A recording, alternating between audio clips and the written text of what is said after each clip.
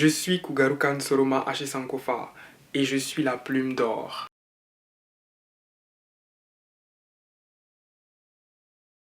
Pour celles et ceux qui me découvrent pour la première fois, et j'ai mal prononcé le découvre, ça commence déjà bien.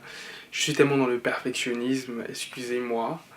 Donc pour celles et ceux qui me découvrent pour la première fois, allez-y en barre de description pour découvrir mon univers cosmique, donc mes créations artistiques par ma plume d'or, et ainsi que tous les différents réseaux sociaux qui vont s'afficher un peu partout. Alors aujourd'hui, c'est un sujet très intéressant, c'est un sujet complexe, c'est un sujet qui est perplexe, c'est un sujet qui est compliqué que je vais décortiquer parce qu'il me concerne.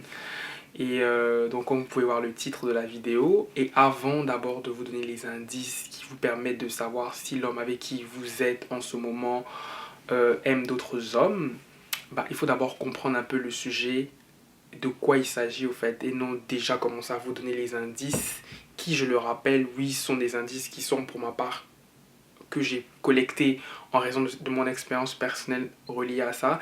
Et aussi, vous allez voir toutes les références aussi qui m'ont permis de peaufiner un peu tous ces indices-là, parce que c'est tout un ensemble, c'est tout un dossier, on va dire. Alors, avant toute chose, au début de cette vidéo, je vais vous faire une précision des termes qui est super important, parce que si vous ne comprenez pas ces termes-là, vous n'allez pas comprendre le suite de la vidéo. La suite de la vidéo, j'ai dit le suite. Alors, l'homosexualité, je vais la définir. Par contre, il y a un terme que moi j'utilise dans mes textes et dans ma façon de m'exprimer. Le terme que j'utilise pour désigner l'homosexualité, c'est la gémellité. Je répète, homosexualité égale gémellité. Quand je parle maintenant de la bisexualité, il s'agit de la dualité ambivalence. Bisexualité, dualité, ambivalence. On va d'abord au vif des explications d'abord. Et pourquoi je dis ça? Alors, l'homosexualité est une définition blanche, caractère européen dans sa façon dont ça a été construit. Je vous donne la définition, comme ça vous allez comprendre. L'homosexualité, terme datant du 19e siècle, est une orientation sexuelle caractérisée par une attirance sexuelle ou par des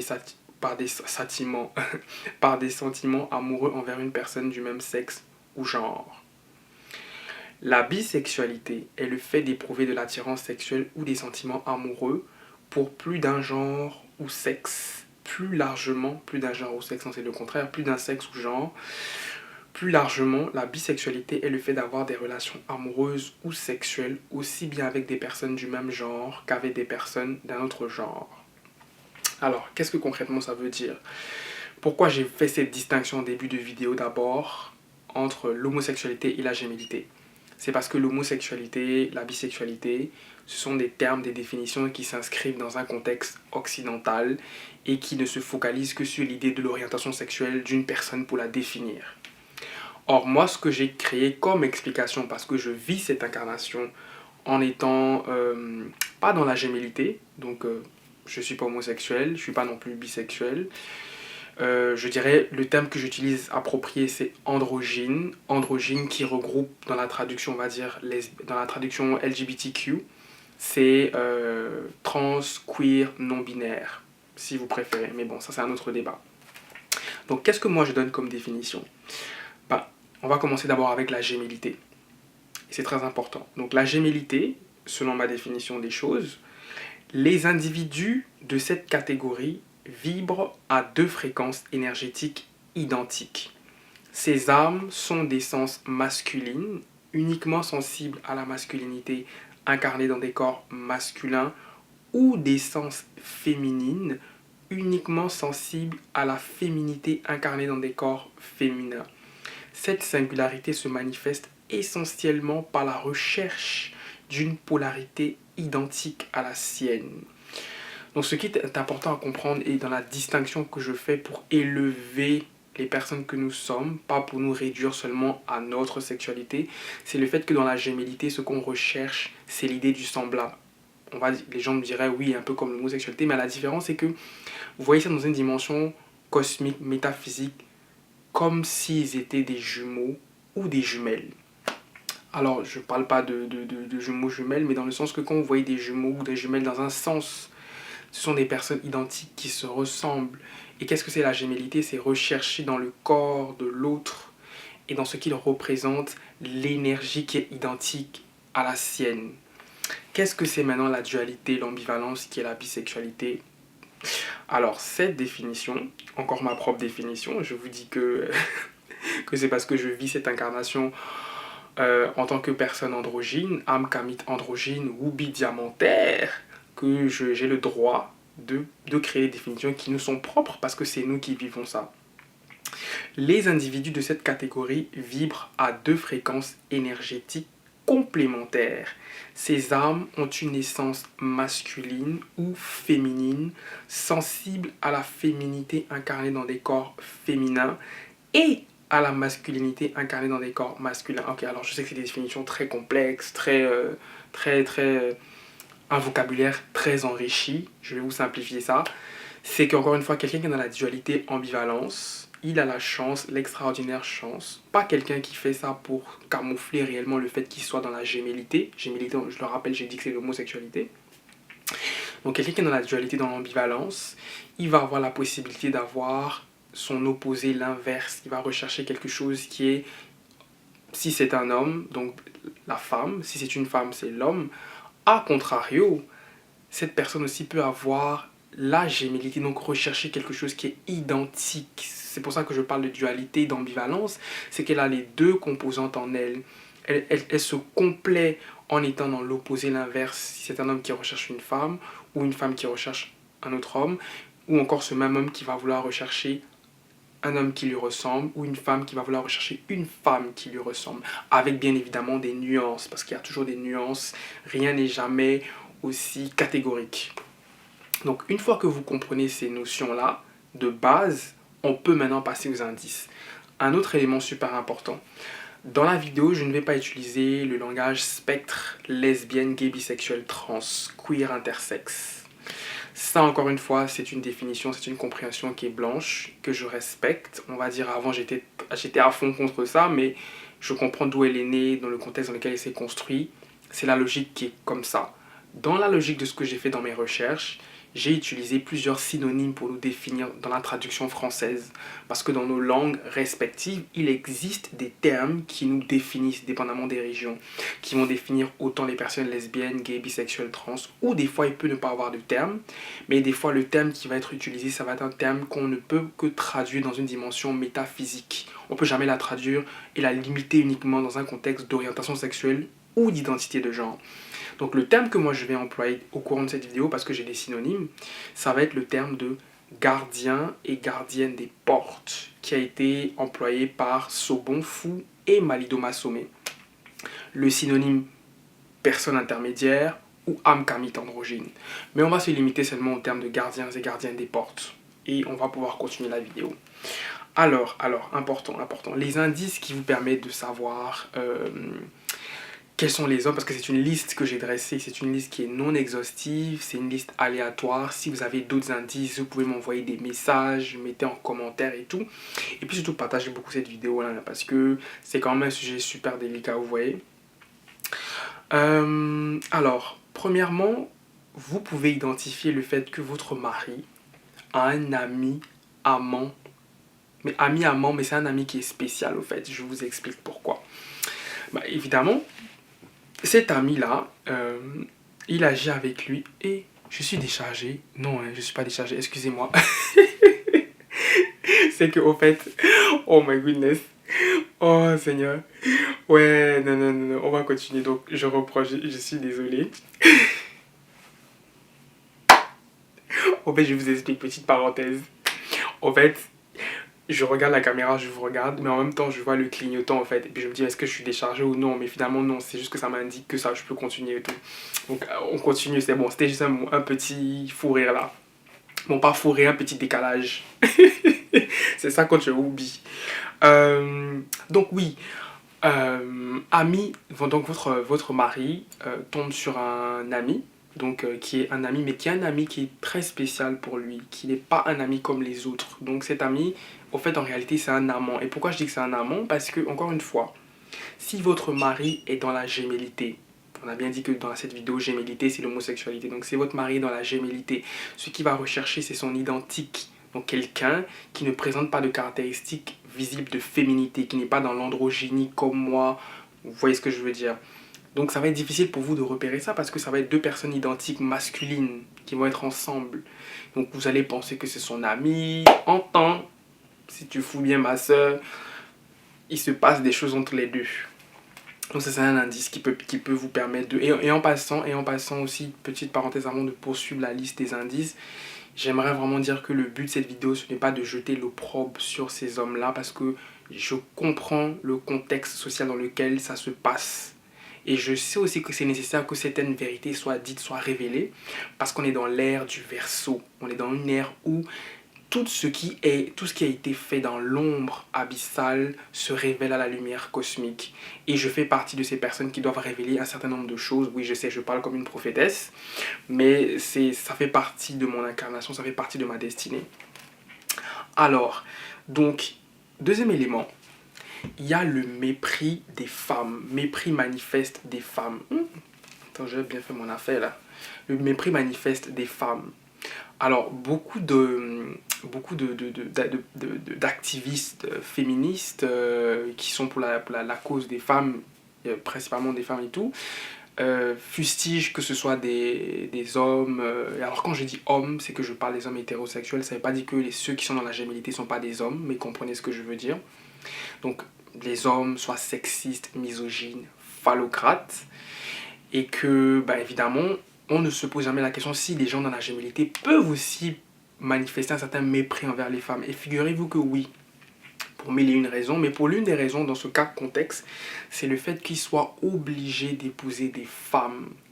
La société dans laquelle ils grandissent leur fait miroiter, nous, à toutes les personnes en tout cas qui ne sont pas conformes à ce qui se fait entre un homme et une femme, que on doit suivre ce qui doit se faire, la ligne directrice.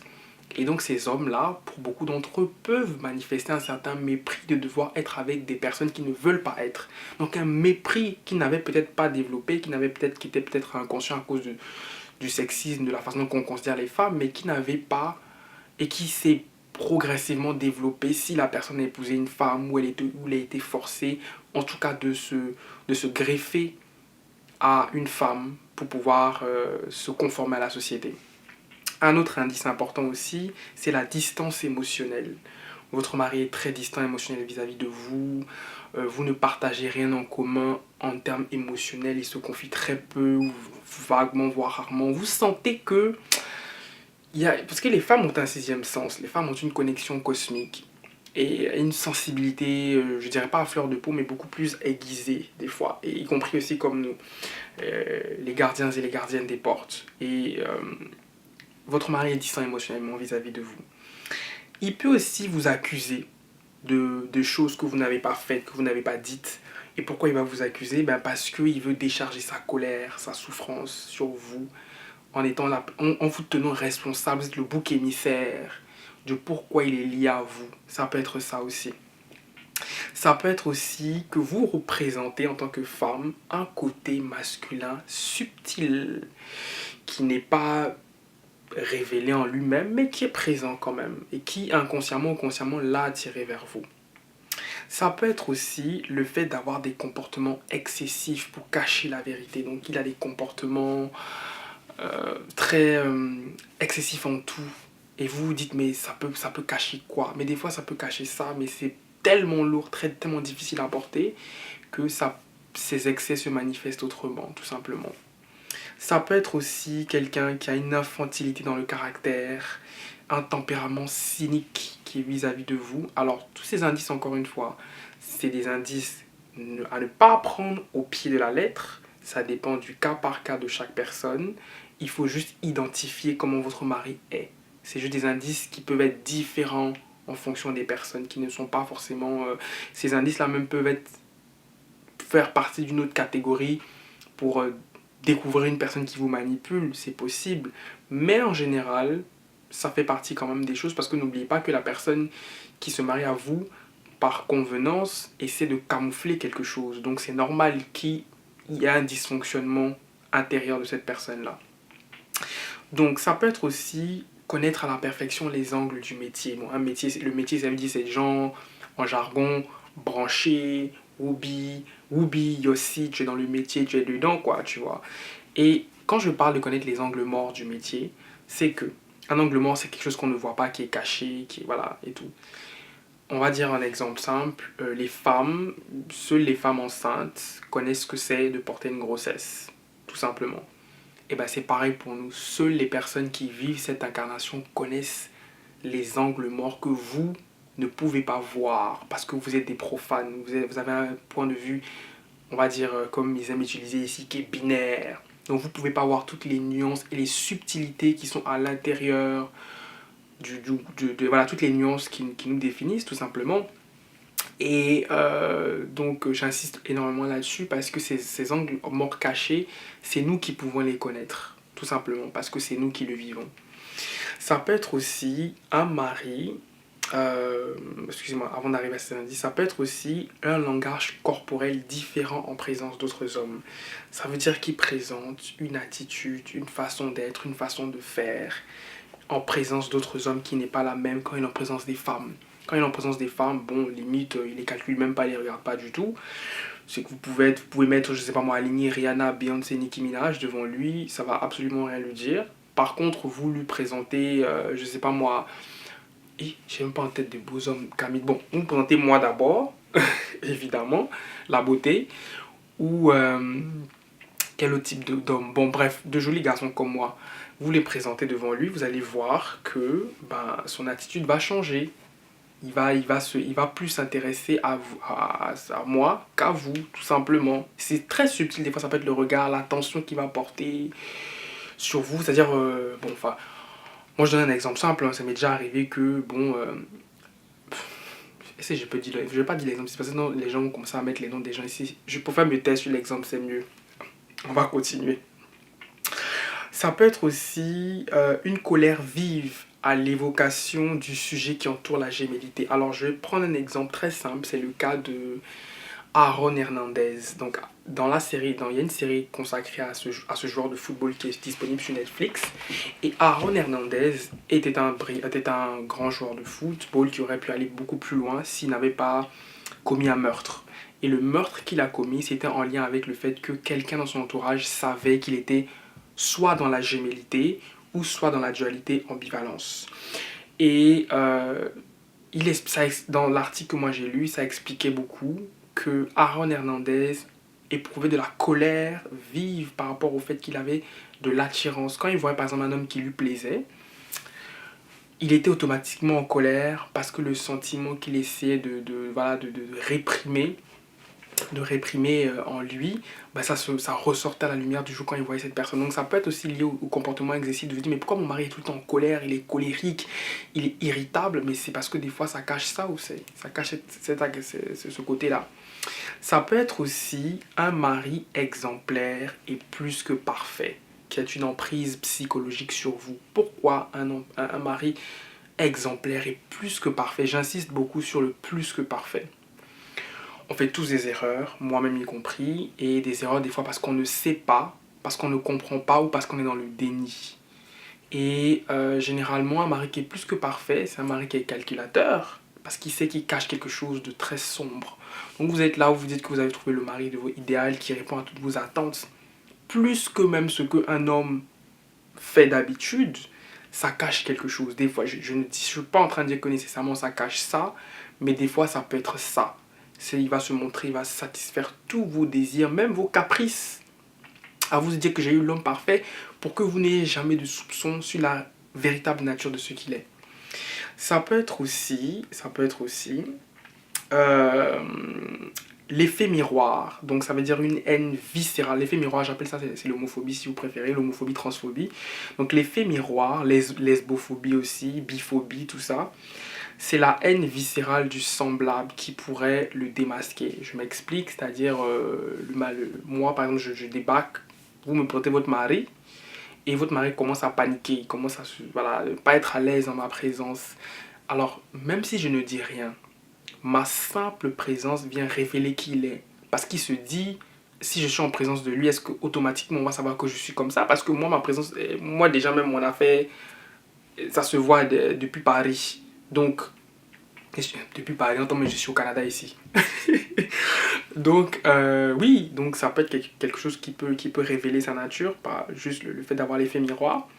Ça peut être aussi le paradoxe. C'est quoi? L'omerta du silence. L'omerta ou omerta, c'est un grand mot là pour BABA, je vais justifier ça. C'est du genre, euh, tout le monde sait que ton mari est dedans, mais personne ne va te dire que ton mari est dedans. C'est du genre, hé, ma copine, tu sais, ils vont faire entre eux l'affairage. Et ma copine, je connais son mari là, il est dedans, hein. Il y a pas même qui donne tout ça là, même il est 4 et tout et tout.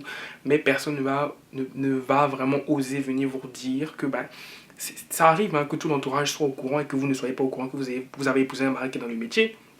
Et ça c'est connu, c'est su. On se connaît au village ici. Je veux dire, moi, je connais des personnes, mais je veux dire, on se voit, on se connaît de loin.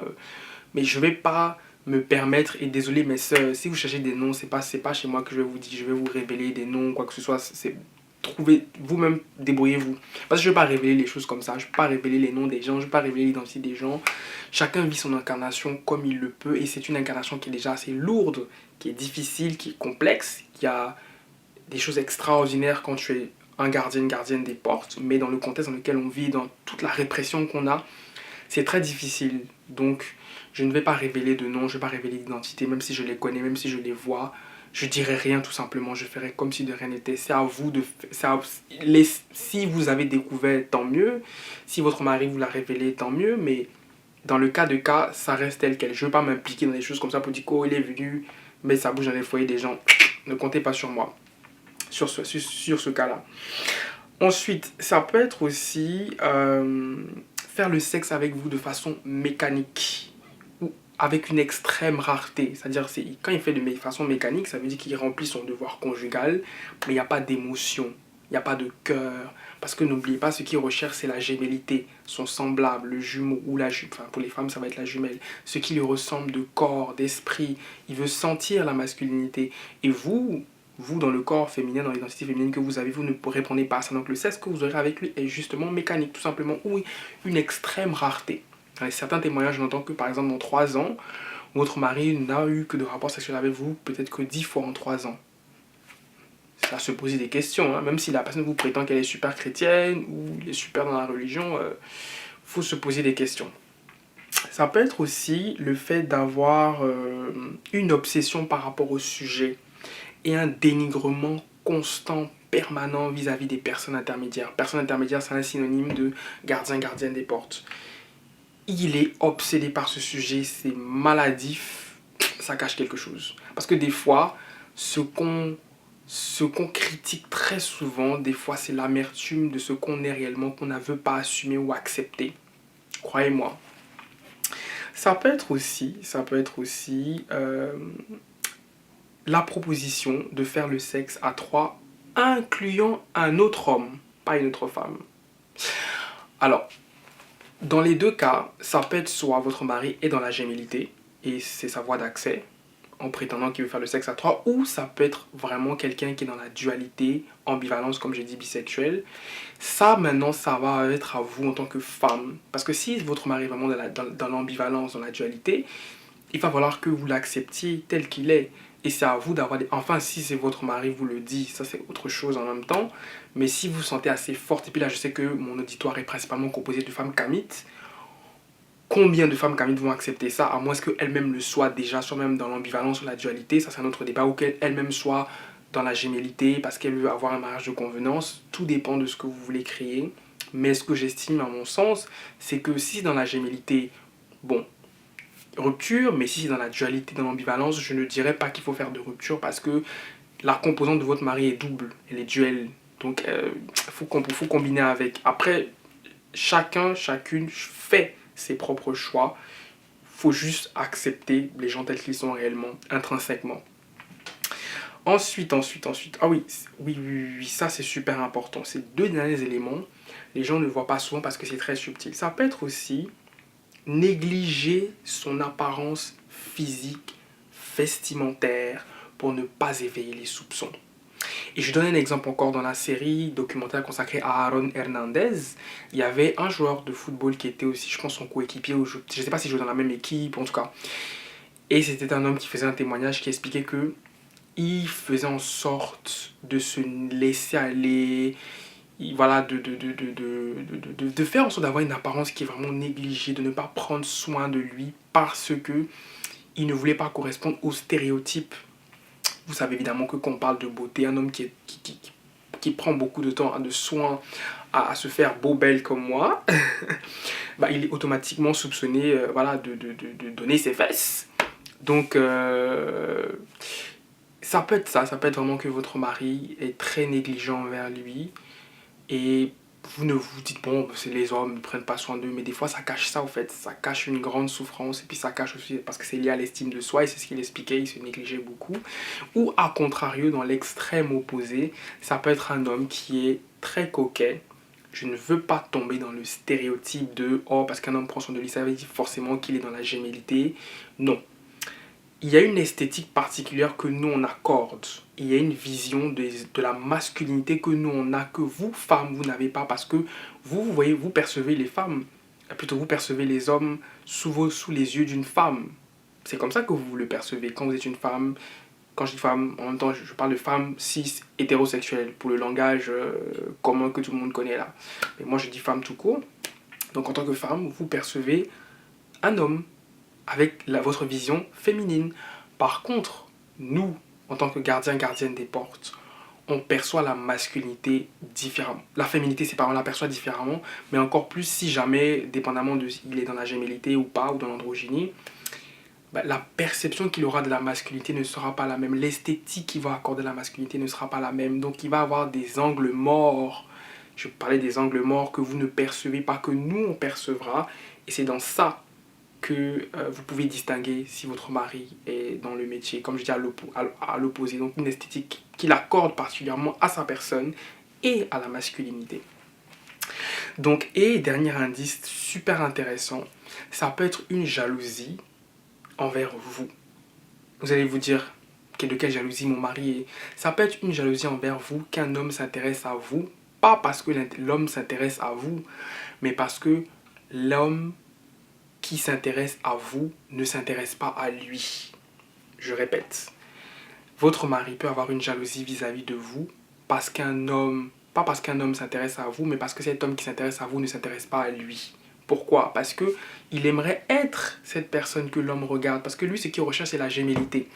Donc n'allez pas croire que parce que souvent votre mari, et ça, encore une fois, toute proportion gardée, dépendamment des situations, faut juste lire entre les lignes. N'allez pas croire que toujours un mari qui est super jaloux parce qu'un homme vous approche, ou si un homme en particulier vous approche, c'est le fait qu'il soit super jaloux, contrôle, et que vous soyez un peu contente. Des fois, c'est juste simplement que l'homme qui voit ne s'intéresse pas à lui, et c'est la jalousie, cette jalousie, parce qu'il n'assume pas, qui va faire ressortir, et que vous allez être la personne qui va être le miroir, qui va être... qui va payer les pots cassés, qui va être impacté. Et je vais donner un exemple pour illustrer mon propos dans la série The Greenleaf. Parce que on dit souvent que les films s'inspirent de la réalité, c'est aussi vrai. Dans le film Greenleaf, pourquoi j'ai l'impression que la caméra est un peu penchée? Ça me dérange beaucoup là. Désolé, j'ai coupé dans l'inspiration comme ça, mais je suis très dans les détails, mon perfectionnisme des fois là. Bon, c'est pas grave. Donc dans la série Greenleaf, et moi aussi je coupe en pleine inspiration. Veuillez me pardonner, je vous en prie. Donc, dans la série Greenleaf, il y a Charity qui découvre que son mari Kevin est dans le métier, il est dedans. Et à un certain, on arrive dans la série, je sais pas quel épisode et tout, mais vous allez voir et tout, je vais vous mettre enfin, je vais vous dire d'aller voir et tout. Il commence à être jaloux du fait que Jabari, un très bel homme Kamit, oh Seigneur, s'intéresse à sa femme. Mais c'est pas le fait qu'il s'intéresse à sa femme que lui trouve problématique. Parce qu'on est dans la période où sa femme savait déjà, et puis bon, il commençait plus ou moins à s'assumer avec l'avocat et tout, dans la gémellité. C'est le fait que Jabari porte une attention particulière à sa femme et qu'il ne s'intéresse pas à lui, tout simplement. Voici à peu près les indices. Encore une fois, je dis qu'ils sont non exhaustifs. Si vous en avez d'autres, vous pouvez me les suggérer et tout. Et apprendre avec modération, considération, c'est du cas par cas. Ces indices-là peuvent ne pas s'appliquer dans ce contexte, mais dépendamment de comment votre mari est, ça peut s'appliquer. Alors, avant d'aller, parce que je peux vous dire les indices, mais il est important de comprendre les répercussions psychologiques de une vie qui est faite, qui est basée sur le mensonge, qui est basée sur le camouflage, sur l'indicible de ce qui ne peut pas se dire parce que c'est tabou, c'est réprimé. Quelles sont les répercussions psychologiques chez la femme et chez l'homme? On va d'abord commencer chez la femme. Alors, chez la femme, lorsque la vérité est découverte, qu'est-ce qui se passe? Qu'est-ce qui s'ensuit? Il y a une culpabilité déjà. Elles se sentent coupables, elles pensent que c'est en lien avec le fait qu'elle n'a pas été une bonne femme, une bonne épouse. Mais ça n'a rien à voir avec vous. Vous, dans l'être féminin que vous êtes, vous n'avez rien à voir avec ça. Votre mari dans la gémellité ou dans la dualité d'ambivalence, ce qu'il recherche, c'est quelque chose qui est opposé à vous, qui est dans la polarité qui lui ressemble. N'oubliez pas la symbolique des jumeaux. Donc, vous n'avez pas à vous sentir coupable si vous découvrez que votre mari est comme ça. Ça peut être aussi la crainte du divorce. On vous dit, bon, Seigneur, je vais divorcer. Parce qu'on sait comment ça se passe chez nous, le divorce, une femme qui n'est pas remariée, comment elle est perçue, comment elle est vue. Et puis c'est un peu, puis petite parenthèse aussi par rapport à ça, c'est que comme on est dans une nouvelle génération, les choses doivent se dire. Nos parents souvent n'ont pas des discussions très sincères vis-à-vis de choses qui les blessent. Et moi, à l'époque, je n'avais pas conscience nécessairement de ce que ça pouvait représenter une femme, comme ma maman, qui n'a pas de mari, qui élève des 2 enfants sur le continent de Kama, dans une période néocoloniale. C'est après que j'ai commencé à comprendre ces considérations et toutes les formes de mépris que les femmes peuvent subir. Sinon, quand tu grandis comme ça, tu n'as pas nécessairement conscience de ça. Donc ça peut être aussi la séparation dans la douleur chez cette femme-là, un profond chagrin, une amertume, des femmes qui sont brisées moralement, hein, qui sont vraiment détruites parce qu'elles se disent que comment j'ai pu échouer encore à tomber sur un homme comme ça, parce que des fois c'est des répétitions, c'est des patterns. C'est pas qu'elles tombent toujours sur les mêmes hommes, c'est que si c'est des femmes qui ont déjà connu un échec amoureux avec un homme présent, qui se retrouvent à aller avec un autre homme et qui découvrent que l'homme est dans la gémellité, ça peut les détruire sur le plan psychologique. Ça peut être aussi sentiment de honte sociale, donc un sentiment de trahison si vous savez que tout votre entourage savait que personne ne vous a dit. Ça peut être un amour-propre qui est jeté en pâture. Ça peut être aussi une volonté, parce qu'il y a des femmes qui découvrent. Et ça c'est Idylle, chérie, je te remercie pour m'avoir donné ces indices. Idylle qui est une femme camide brillante que j'apprécie beaucoup et qui m'a dit que, parce qu'on avait parlé de cette discussion, j'avais dit que j'allais faire une vidéo par rapport à ça et tout, et qui m'a donné un indice qui m'a dit qu'il y a certaines femmes qui sont au courant de ça et qui veulent consolider quand même leur mariage, qui sont convaincues qu'elles peuvent faire changer leur mari parce qu'elles présument et elles pensent sincèrement que c'est une question de choix. Qu'ils ont choisi d'aller dans des pratiques. C'est comme ça qu'on les appelle, les pratiques, les choses de Sodome et Gomorrhe. Or que pour en arriver à faire ce qu'ils appellent ce genre de choses, il faut déjà que tu le sois à l'intérieur. Parce que c'est une question, comme je dis, c'est encore beaucoup plus complexe que juste ne limiter seulement à l'acte. Donc il peut y avoir des femmes qui vont vouloir consolider leur mariage et des femmes qui se remettent beaucoup en question parce que l'homme tel qu'il est, ça veut dire que c'est de sa faute si elle l'a poussé à aller vers ça. Donc pour elle, ça dit qu'elle n'est pas assez femme. Qu'est-ce qu'elle a fait? Qu'est-ce qui a fait qu'elle n'est pas assez femme? Qu'elle n'est pas assez... Ne suis-je pas assez femme pour mon mari pour qu'il ne me trompe même pas avec une femme qui me ressemble, mais qu'il aille me tromper avec quelqu'un qui lui ressemble lui? Ça n'a rien à voir avec vous, mes sœurs. Vous n'êtes pas concernés. Ce qu'ils recherchent, encore une fois, c'est la gémellité.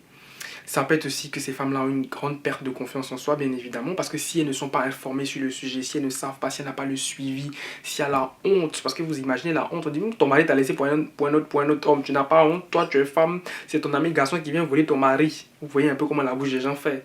Donc, bref, vous voyez comment la bouche des gens fait en sorte que les gens ont honte ensuite par rapport à ça. Ça peut être aussi de savoir que oui, votre mari a peut-être eu des relations sexuelles avec 2 hommes, vous vous dites bon, c'est peut-être passager, mais ça peut être aussi le fait de découvrir qu'il a un attachement profond avec son amant. Ça peut se dire, oh, il l'aime en plus, parce que souvent c'est ça même que les gens ne veulent pas entendre. Les gens ne veulent que limiter notre affaire à seulement une question de sexe. Et lorsqu'on parle de sentiments amoureux, ça devient pour eux quelque chose. On se dit, mais est-ce que c'est possible d'avoir un amour qui est gémellaire, qui est dans la gémellité? En tout cas, Ça maintenant, ça c'est le côté chez la femme. Maintenant, on se pose rarement la question, parce que aussi c'est un problème aussi souvent qui est dans le... Parce qu'on est, comme je vous dis, qu'on est dans une ère où les choses doivent se dire, c'est que nous, en tant que gardiens, gardiennes des portes, les gens ont énormément de difficultés à mettre de l'empathie sur ce qu'on vit, sur ce qu'on est, sur ce qu'on représente. Parce qu'ils ont tellement été conditionnés à croire que ce que nous sommes, c'est le vice, que automatiquement notre présence les hérite. Et les répercussions de ce que ces hommes vivent. Parce que vous savez, chez nous, dans les nuances, dans les gardiens, gardiennes des portes, ceux qui sont dans la gémellité et qui arrivent facilement à se fondre dans la masse par leur masculinité, ou si c'est des femmes qui sont très féminines, bah, le truc c'est que ils voient comment nous, les personnes dans l'androgynie, sont traitées. Et des fois, ça les réfrène à se manifester, mais ça crée pour eux beaucoup de troubles. Et je vais vous les énumérer ici. Il y en a beaucoup, mais bon, ça peut être, voilà, que j'ai compris personnellement et par mes recherches aussi. C'est la dépression. La dépression qui peut conduire au suicide, parce que justement, la personne est prisonnière d'elle-même. Elle ne vit pas réellement ce qu'elle est. Ça peut être l'instabilité émotionnelle. Oui, la personne n'est pas stable émotionnellement. Elle pense constamment à comment elle doit cacher ce qu'elle est. Vous pensez qu'elle peut être stable émotionnellement? Une détresse psychologique sans précédent. Ça peut être aussi j'allais dire viralité. Virilité exacerbée, c'est-à-dire montrer qu'on est plus homme que les autres pour ne juste pas correspondre aux stéréotypes de ce qu'on appelle la personne exubérante. Ça peut être aussi la double personnalité, parce que oui, vous vous doutez bien que quelqu'un qui en vient à avoir fait un mariage de convenance ne peut avoir qu'une double personnalité. Ça veut dire qu'un masque social qu'elle présente, que tout le monde aime, que tout le monde apprécie, que tout le monde glorifie. Mais à l'intérieur, cette personne est brisée parce qu'elle est prisonnière d'elle-même. La véritable personne qui est en elle ne peut pas s'exprimer. Donc il y a un schisme qui se crée. Et donc ça conduit à ce que cette personne-là vive une souffrance extrême, interne qui est cachée, une grande tristesse qui émane du cœur.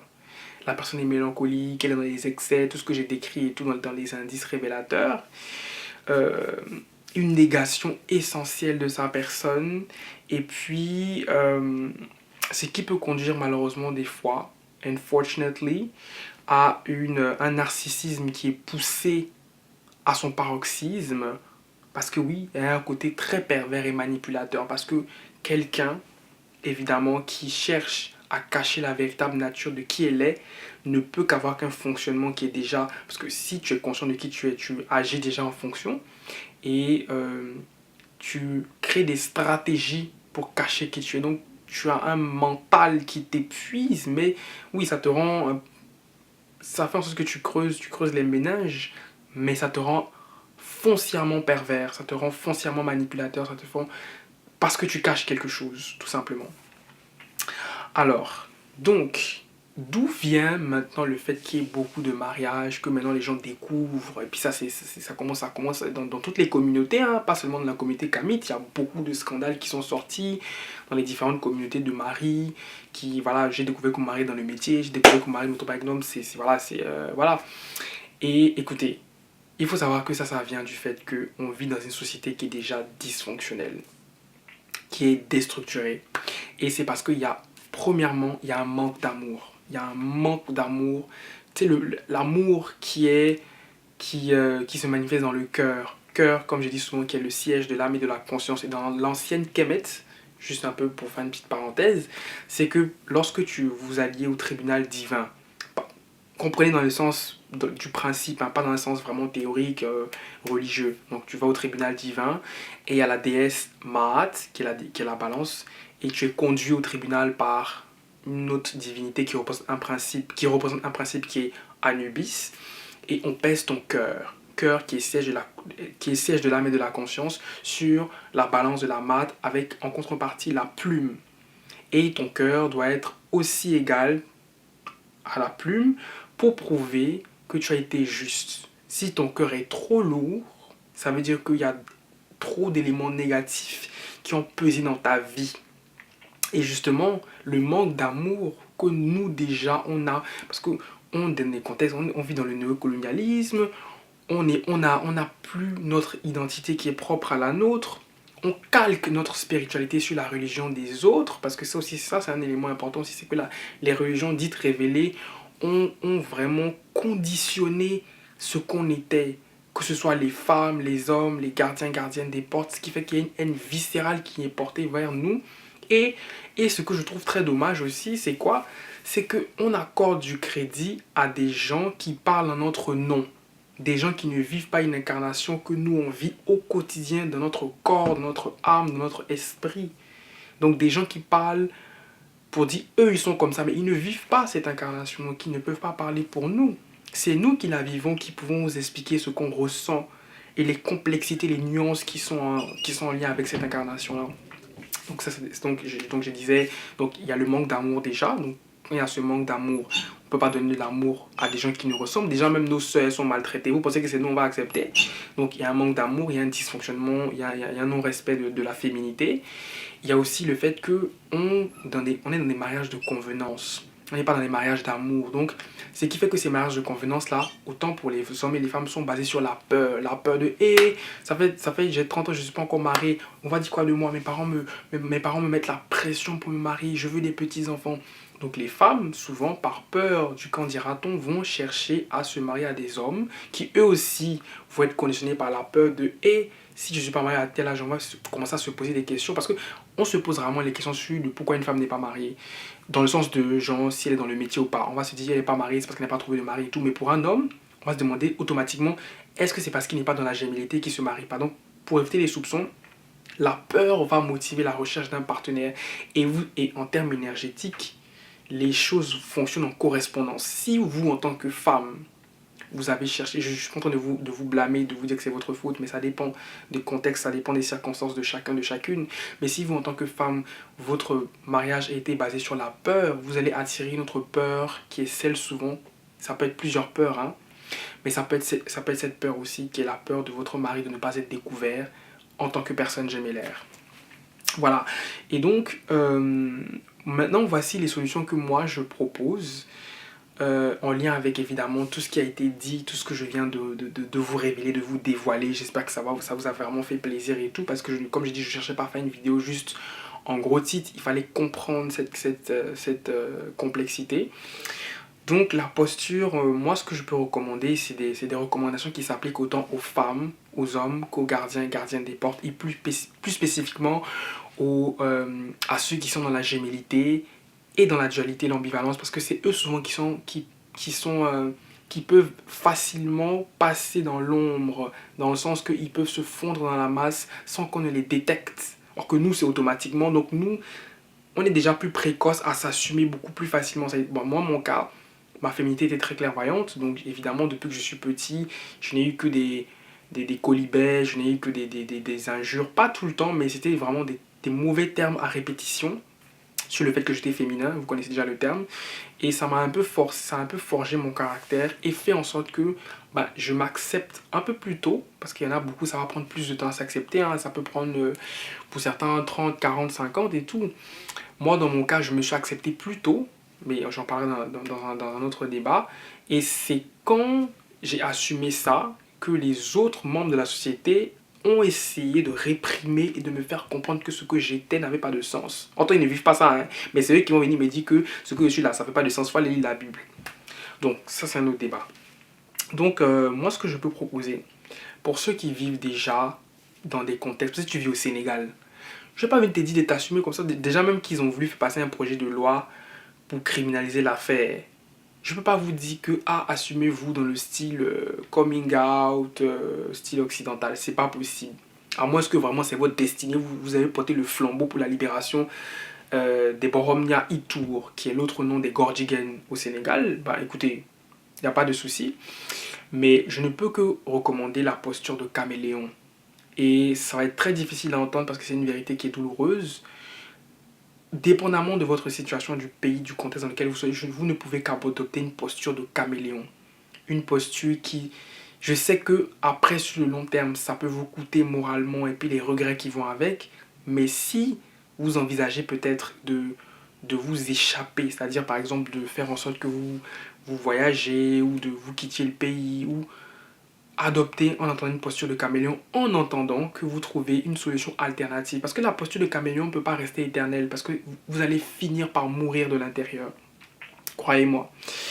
Et ça peut être aussi le fait de cultiver une haute estime de soi-même. Parce que vous ne pouvez pas tout le temps aller dans des églises, dans des coins où genre, bon, dans les églises, j'attaque pas les églises, mais bon, vous pouvez pas aller à la mosquée, j'attaque pas ça aussi non plus. Vous pouvez pas aller dans des coins où tout le temps on vous dit que vous êtes une abomination. Vous pouvez pas aller là-bas. Ça va casser votre estime de soi. Vous devez la cultiver en vous, cette haute estime de soi. Et ça commence par l'acceptation de qui vous êtes en tant que gardienne des portes. Ça peut être aussi la reconnexion à votre ancestralité et au cosmos divin. Moi, ça a été mon cas. J'ai fait une rupture définitive avec les religions dites révélées. Je me suis reconnecté à mon ancestralité, à mes ancêtres, à la spiritualité de mes ancêtres, à la déesse mère, Aïssata Setke Meriamen, qui est l'une de mes inspirations en tant que divinité et principe dans ce qu'elle représente. Je précise que je suis dans la spiritualité, pas dans un dogmatisme religieux tout simplement. Et voilà, et je suis très content de cela. Donc ça peut être le cas pour vous aussi. Ça peut être, maintenant ça s'adresse à tous les kamites, la restitution du féminin sacré dans nos sociétés. Pourquoi je dis que c'est très important ça? Parce que s'il n'y a pas une restitution de ce féminin sacré, c'est le problème dans lequel... j'aurais dit ça même fait depuis le début. Ça me gênait, genre là. Bon, c'est pas grave. Donc la restitution du féminin sacré, finalement non, hein. Je suis quand même compliqué d'être. Donc la restitution du féminin sacré, pourquoi? Parce que le problème avec la gémellité et puis avec, grosso modo, les gardiennes des portes, le problème c'est quoi en fait? C'est le problème, il se dit, c'est l'acte. Parce que bon, on veut bien dissocier l'être de l'acte, mais c'est pas possible. Avant de passer à l'acte, c'est qu'en être, tu l'es déjà. C'est pas une question d'acte, c'est une question de l'être. Donc il y a l'attirance, il y a qui tu es, et puis comme je l'ai précisé, je vais le faire tout de suite, c'est que quand je parle de gardienne des portes, ce qui te distingue, il y a 3 éléments. Petit cours rapide.